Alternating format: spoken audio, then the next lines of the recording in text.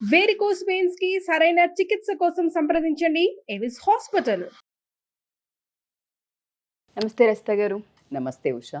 Illegal affairs మనం చాలా ఎక్కువగా చూస్తూ ఉన్నాం. ఒక ఆడది పెళ్ళైన తర్వాత అది కూడా కొన్ని సంవత్సరాల తర్వాత కనిపిస్తూ ఉంటుందండి. పిల్లలు ఉన్నా కానీ ఎక్స్ట్రా మ్యారిటల్ వైపు ఎక్కువ మక్కువ చూపిస్తూ ఉంటుంటారు. మెయిన్ రీజన్స్ ఏంటి అంటారు? అది తప్పు అని తెలిసినప్పటికీ కూడా అదే దారిలో వెళ్తున్నారు అంటే ఇక్కడ రీజన్స్ ఏమై ఉంటాయి అసలు? సో బేసికల్గా చాలా వీడియోస్ చేస్తున్నాం మనం ఈ మధ్య. దానికి చాలామంది లేడీస్ కానివ్వండి, జెంట్స్ కానీ, ఐ డోంట్ నో, నేను కమెంట్స్ చదివినప్పుడు చాలా అంటే గుడ్ రెస్పాన్స్ అనే చెప్పొచ్చు. కొంతమంది ఎన్ని రకాల అఫైర్స్ అని ఉంటాయి కూడా, దానికి ఎందుకు అంత మీరు అన్నట్టు ప్రాబ్లమ్స్ ఉంటాయని తెలిసినాక కూడా ఓన్ గ్రేవ్ అంటే ఒక మన గొంతుగా మనమే దవ్వుకుంటున్నామని పాపం తెలుసు. మరి ఎందుకు వెళ్తారు అంటే కొన్ని కారణాలు మనం పలుసార్లు చెప్పుకోవడం జరిగింది, చాలా చెప్పాం. బట్ ఈరోజు నేను ఒక కొత్త ఇన్సైట్లో, బికాజ్ నాకు ఒక చిన్న రీసెంట్ కౌన్సిలింగ్ వచ్చింది. అందులో ఆ రీసెంట్ కౌన్సిలింగ్లో ఆవిడ లైక్ ఫ్రమ్ డిఫరెంట్ విలేజ్ ఊరు నుండి వచ్చారు, డిస్ట్రిక్ట్ నుండి. అయితే భర్తకి విపరీతమైన వల్లమాలిన ప్రేమ చాలా బాగా చూసుకుంటారు. ఎట్లా అంటే కిరీటం పెట్టినంత. కానీ మొగ అధికారము, మొగ అహంకారము ఎక్కడ చూపించాలి? జనరల్గా మగవాళ్ళు బయట చూపించాలి. నువ్వు రాజు అన్నప్పుడు ఎక్కడ చూపిస్తారంటే బయట చూపిస్తారు. వచ్చిన తర్వాత రాణి దగ్గర ఎలా ఉంటారో, అసలు ఆ రాణి మందిరంలోకి రావాలంటే ఆయన అనుమతి తీసుకురావాల్సిన వచ్చిన బ్యాక్గ్రౌండ్ నుంచి, అంటే భార్యని ఆ రకంగా తన ఏకాంతం, అంటే ఏకాంత మందిరంలోకి రాజు రావాలన్నా కూడా ధడేలమని రాడు, వస్తున్నా అని చెప్పి పంపిస్తాడు. అప్పుడే శృంగారించుకొని ఆవిడ రెడీ అయ్యి ఆవిడ చలికెత్తలు అట్లా వచ్చి ఆవిడను అంత అటెన్షన్ ఇచ్చి ఆవిడకు అంత రెస్పెక్ట్ ఇచ్చి, దాన్ని రొమాన్స్ అంటారు, దాన్ని శృంగారం అంటారు, దాన్ని వాల్యూ ఇవ్వడం అంటారు. అంటే అక్కడ తనకు అంత ఇవ్వడంతో తను ఎప్పుడైతే నీకు పడక సుఖంకి వచ్చే వరకు ఖచ్చితంగా పూర్తిగా సరెండర్ అవ్వడం జరుగుతుంది. ఇది basic concept of a life. ఇప్పుడున్న మనం జనరల్గా ఈరోజు నాకు ఆమె చెప్పిన ఉద్దేశంలో, నన్ను ఎంతసేపు ఒకటి కిచెన్లో అన్ని వాళ్ళకి బాధ్యతలన్నీ నేను బాగా చేస్తాను, అందుకని తను కూడా భర్తగా నన్ను బాగా చూసుకుంటారు, అంటే అన్ని ఇస్తాడు, అంటే కొట్టడము అట్లంతా ఏం లేవు. కానీ ఫిజికల్ వచ్చే వరకు అది ఒక పనిలాగా, నన్ను ఒక సెక్స్ ఆబ్జెక్ట్ లాగా, భార్య అంటే ఒక దానికి మాత్రమే పనికొస్తుంది, కిచెన్లో అండ్ బెడ్రూమ్లో మాత్రమే పనికొస్తుంది. ఇంకా దారుణం ఏంటంటే, నేను ఇన్ని చేసి అలసిపోయి నా పిల్లలను చదివించుకొని నేను అన్ని చేసి పడుకున్నాక ఆ టైంకి రాకుండా, అంటే ఇప్పుడు 10ంటికో 9ంటికో బెడ్ ఎక్కుతాం, అప్పుడు కదా కొంచెం ఏమైనా రొమాన్స్ చేసుకోనో కొంచెం ఏదన్నా అనుకుని అట్లా పడుకుంటాం. అలా చేయకుండా ఫోన్ పట్టుకొని టీవీ చూసుకొని అట్లా చాలాసేపు మిడ్ నిద్రలో వచ్చి, అప్పుడు నేను గాఢ నిద్రలో ఉంటే నా కన్సెంట్ కూడా లేకుండా నాతోటి ఈ ఫిజికల్ రిలేషన్ ఎక్స్పెక్ట్ అని కూడా కాదు, జస్ట్ వాళ్ళ పని వాళ్ళు కానిచ్చుకున్నట్టు చేయడం వల్ల నాకు అసలు ఈ జీవితం మీద ఒక విరక్తి అనేది కలిగింది. అసలు దానికి ఒక ఆడదానిగా నేను తలదించుకోవాలా, ఒక కౌన్సిలర్గా నేను ఏం కౌన్సిల్ చేయాలా, అది ఎంత సెన్సిటివ్ సబ్జెక్టు. ఒక లేడీ ఆ వర్డ్ ఇంకొక ఆవిడ దగ్గరకు వచ్చి చెప్పుకొని దాని మూలంగా ఆమె ఎమోషనల్లీ హర్ట్ అవుతున్నాను, పెయిన్ అవుతున్నాను. అయితే ఇదే సందర్భంలో ఇప్పుడు నేను ఫిజికల్ బాడీ ఇస్తే నాకు ఇంకొక చోట ఎమోషనల్ సపోర్టు, నాకు కేర్, నాకు ప్రేమ, నన్ను ఆదరించడము, అటెన్షను, నెత్తిన పెట్టుకోవడము, కిరీటం ఇవ్వడము కాకుండా ఇవన్నీ చూస్తున్నప్పుడు అది ఏది ఎక్కువ? ఇప్పుడు నాకు ఫిజికల్ది పెద్ద ఇంపార్టెంట్ కాదు, ఎందుకంటే నాకు కన్సెంట్ లేకుండా చేసేసుకుంటున్నాడు కదా. సో నాకు ఏదైతే కావాలని ఉందో అది లేదు ఈ ఫ్యామిలీ రిలేషన్లో. అంటే మాత్రం ఇప్పుడు కింద ఎమ్మటే రాస్తారు, అయితే మాత్రం బరితెగించి ఎవడిస్తే వాడు పోతుంది అంటే. అందుకే అంటున్నా, దానికి ఇది మంచి ఇది చెడు అని నేను చెప్పలేము. ఇది మంచి ఇది చెడు అని ఎలా చెప్తాం? ఖచ్చితంగా culture wise not at all correct.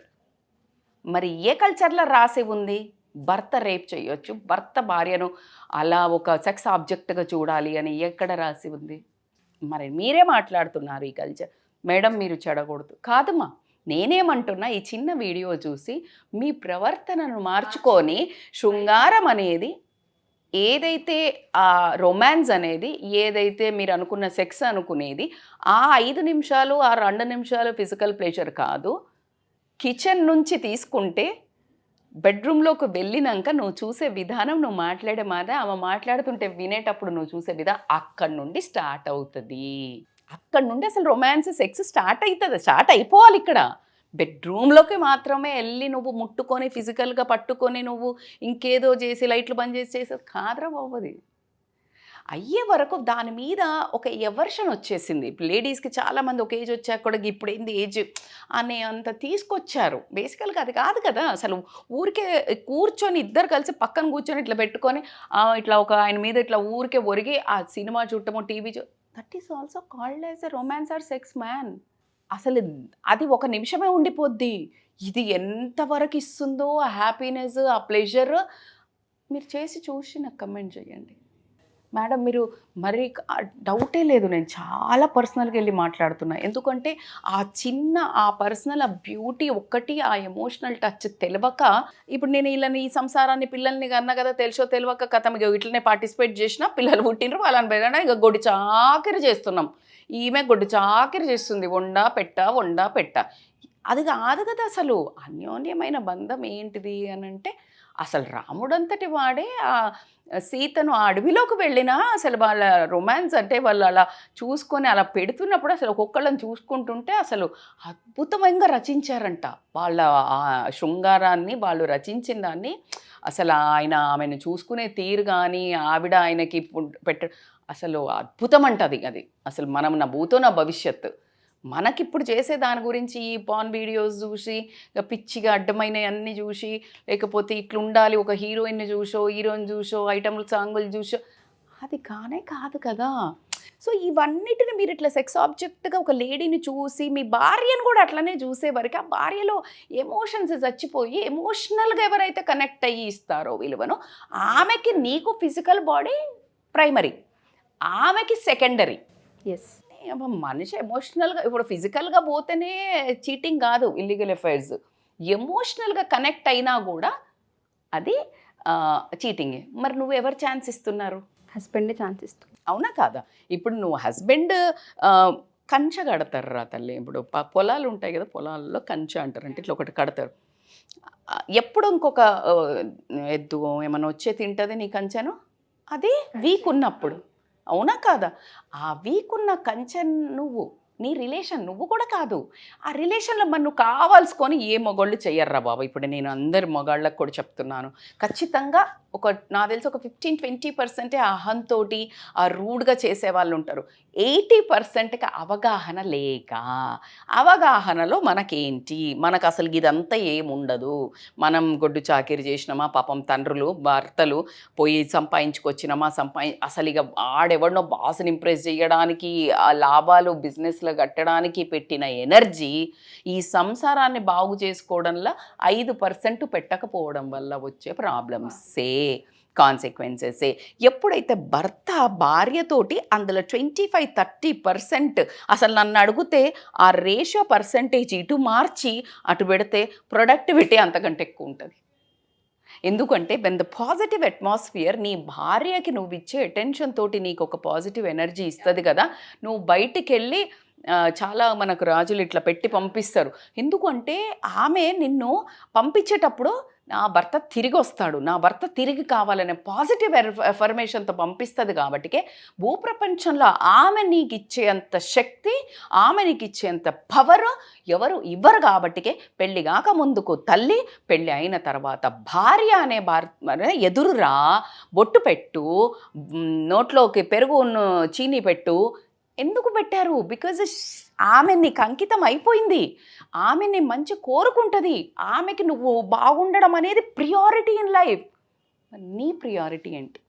నీ ప్రియారిటీ ఎంతసేపు బయట వాళ్ళని సాటిస్ఫై చేసి ఉన్న కోపం అంతా తీసుకొచ్చి ఇంట్లో రుద్దడము. ఆ ఇంట్లో రుద్దినప్పుడు ఆమెలో ఉండే నెగిటివిటీ, బాధ, ఎనర్జీ ఎవరి మీద పడుతుంది? ఇండైరెక్ట్గా భర్త మీద పడుతుంది. ఇప్పుడు నువ్వు భార్యకి ఇచ్చినప్పుడు ఆమె ఏం అనకపోవచ్చు, బాస్ ఏం అనకపోవచ్చు, కానీ పిల్లల మీద పడుతుంది. అదే ఏమనకపోవచ్చు, కానీ ఆ ఎనర్జీ, ఆ దుఃఖము, ఆ డిప్రెషను, ఆ స్ట్రెస్ అదంతా నీకు నెగిటివ్గా మారడం జరుగుతుంది. నీకు తెలియకుండా ఆటంకాలు ఎదురవుతుంటాయి. నువ్వు ఉన్న ఎనర్జీని ఈమె మీద పాజిటివ్గా ప్రేమగా పెడితే బ్యూటిఫుల్ కొటేషన్. నువ్వు డబ్బు తీసుకొస్తావు, డబ్బు తింటావా రోజు ప్లేట్లో పెట్టుకొని? అన్నం వండేది ఎవరు? భార్య. నువ్వు ఇల్లు ఇస్తావు, అది హోటల్లాగా ఉంచుతుందా, మంచి గృహంలాగా చేస్తుందా? నువ్వు జస్ట్ కాపురం చేస్తావు, ఆవిడ ఎవరిని ఇస్తుంది? పిల్లల్ని. You are getting my point. నువ్వు ఏమిస్తే ఆమె దానికి 100% ఇస్తుంది. నువ్వు ఇప్పుడు ఏమి ఇస్తున్నావో నువ్వు చూసుకో. నువ్వు కష్టం ఇచ్చినవా 10 times కష్టం ఇస్తుంది. మరి వాలంటీర్గా ఇస్తుందా? ఇయ్యదు. విమెన్ శక్తి అట్లాంటిది boss. She has a energy. నువ్వు చిన్న ఎనర్జీ ఇచ్చావు అంటే నీ కణాలను ఇచ్చావు బేబీకి కోసం. అవును అంటారు, అందుకే నేను లేని నీకు ఎట్లా పుట్టినరోయ్ బరాబర్ నువ్వు ఇచ్చినావు. నువ్వు 1,00,000 కణాలను పంపించినావు. She used 1 and she created 1 form energy. ఆ ఎనర్జీ బయటకు ప్రపంచంలోకి వచ్చి నీకు చూపిస్తుంది ప్రూఫ్ బాస్. తండ్రి రూపం, నిన్ను తండ్రిని. So it's a big thing. నేను చాలా నాకు చాలా ఎమోషన్ అయిపోతుంది టాపిక్స్లో. ఎందుకంటే అసలు ఓన్లీ భార్య అనగానే ఇల్లు చదువుకోవడానికి పని మనిషిలాగా ఇల్లు పెళ్లి చేసుకోమన్నారు, సెటిల్ అవుతావురా అన్నారు, చేసిన. నువ్వు కుదురుగా తిరగట్లేదు, గుర్రాన్ని ఒక దగ్గర కట్టియాలా, ఒక పాక కావాలా, కట్టిన. It is not at all that. It is purely ఒక అందమైన, ప్రతి ఒక్కళ్ళు అట్లా అందమైన జీవితాన్ని ఎంజాయ్ చేస్తే ఆ పక్కనకి వైబ్స్ మారుతాయి, ఆ పక్కనకి వైబ్స్ మారుతాయి. అందరూ హ్యాపీగా ఉంటే happy society. That is called happy India. అందుకనే మన భారతదేశంలో స్త్రీకి గౌరవం ఇవ్వాలి అని అయ్యే బస్సులలో ఎప్పుడు చిన్నప్పటి నుంచి చూసినాం. స్త్రీకి ఇప్పుడు ఉన్నాయో లేవో నాకు తెలియదు. స్త్రీకి గౌరవించవలను అని పిచ్చిలేసి రాసింది అనుకుంటున్నారా? ఎక్కడనుందా? భారతదేశాన్ని ఎందుకు ఉన్నతంగా పెడతారు? ప్రతి ఒక్క దేశంలో వాళ్ళు ఇట్లా ఎందుకు మొక్కుతారు? భారతదేశంకు ఉన్న కల్చర్ ఒకటే word Usha. What is the difference అంటే రెస్పెక్ట్ విమెన్ అనేది ఎక్కడ కంట్రీలలో స్లోగన్ కాదు. విమెన్కి సీట్ ఇవ్వాలన్నది ఏ స్లోగన్లో లేదు. విమెన్ ఇండియాలో ఉన్న వాళ్ళని చేతులెత్తి మొక్కాలని ఎక్కడ లేదు. మనకు వాళ్ళకి తెలుసు విమెన్ని గౌరవిస్తే దేశాన్ని గౌరవిస్తారు అని. అంత చిన్న లాజిక్ మిస్ అయిపోయినాం. ఎందుకు మిస్ అయినాము అంటే ఇప్పుడు ఇక మళ్ళీ నన్ను అండరేమో ఏమనంటే అందరు సేమ్ అంటున్నారు కదా మేడం, విమెన్ సేమ్ ఎప్పటికీ కాలేరు, ఎట్లయితారు? నేను అట్లా అంటే మేడం మెన్ తక్కువ బరాబర్ చేయను. They have their own way respect. That men can go directly రాత్రి 10ంటికి 12ంటికి 1 గంటకు పోతున్నా ఎవ్వడు బ్యాడ్గా చూడడు, టెన్షన్ లేదు. అదే విమెన్ పోతుంటే ఎంత స్ట్రెస్ క్రియేట్ అవుతుంది. సో ఎవరికి ఆ బ్యూటీ ఉండాలబ్బా. మేము ఎవ్వరం ఎప్పుడు ఎందులో పోటీ పడండి అంటే సక్సెస్ సాధించటంలో, మంచి చేయటంలో, మీ గోల్స్ని బాగా చూడడంలా, తల్లిదండ్రిని ఈక్వల్గా సమానంగా చూడాలని ఇందులో పోటీ పడండి. And don't compare with men and women equally. నేను ఎవరూ ఎక్కువ కాదు, ఇద్దరూ సరి సమానమే, ఇద్దరూ 2 ఎడ్ల బండి. మన భూప్రపంచంలో మంచిగా పంటలు పండాలా మంచిగా అంటే 2 ఎడ్లు ఉంటేనే పండుతుంది. లేదు మేడం 1 ఎద్దు మీద తీసుకెళ్తున్నారు, బట్ వెనక నాగలికి మొత్తం పండ్లు ఉంటాయి కింద అంటే అది కుటుంబం. ఇట్ హ్యాస్ ఇమ్మెన్స్ అసలు examples I can give. But ఫైనల్గా ఐసే మ్యూచువల్ కన్సెంట్ తోటి ఫిజికల్ రిలేషన్లోకి భార్యను కూడా అంతే గౌరవించి కనుక మీరు ఎప్పుడైతే తన ఇంట్రెస్ట్తో వాల్యూ ఇస్తారో ఆ రిలేషన్ ఇట్లాంటి అవకతవకల నుంచి బయటపడుతుంది, ఇలాంటి అవ్వకుండా జరుగుతుంది. At the same time supreme court మన కోర్టులలో కూడా భార్య కన్సెంట్ లేకుండా ఫిజికల్గా ఇట్లా ఫోర్స్ చేస్తే అది రేపు కింద కన్సిడర్ చేయడం కూడా మనకు తెలిసింది.